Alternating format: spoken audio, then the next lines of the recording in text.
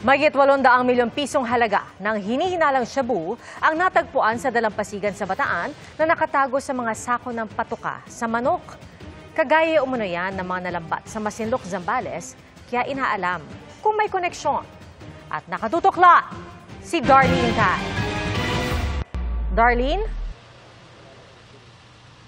Pia, iniimbestigahan na raw ng PNP Region 3 dito sa Camp Olivas kung paanong napunta sa dalampasigan ng Mariveles, Bataan ang sako-sako ng hinihinalang shabu na may halagang mahigit 800 milyong piso. Pasado 1:00 ng hapon kanina nang rumisponde ang mga pulis sa baybay ng Barangay Sisiman, Mariveles, Bataan.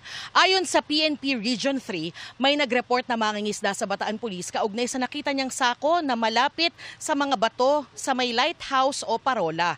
Isa-isang kinuha ng mga pulis ang 6 na puting sako ng patuka sa manok. Pero nang buksan, nakita ang 118 na pakete ng hinihinalang shabu. Nasa 118 kilos ang timbang nito at nagkakahalaga ng mahigit 802 milyon pesos. Kapansin-pansing nakasilid din sa mga pakete ng Chinese tea ang mga hinihinalang droga, kagaya noong mga nalambat ng mga mangingisda sa Masinloc, Zambales.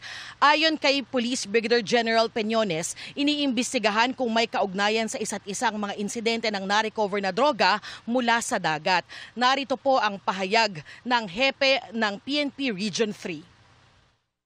Naniniwala ako na may connection dahil based doon sa mga nahuli rin natin, na-recover din dati before, halos pareho yung packaging, pati yung mga Chinese label, halos pareho, malaki yung pagkakapareho nila.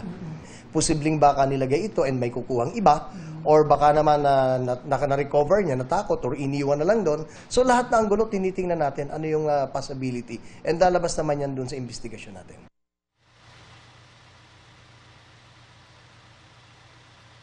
Pia, patuloy yung investigasyon ng pulisya. Sa ngayon ay nasa kustodiya na ng Bataan Forensic Unit yung mga hinihilalang droga para sumailalim sa examination. Yan ang latest mula rito sa San Fernando, Pampanga. Balik sa iyo, Pia.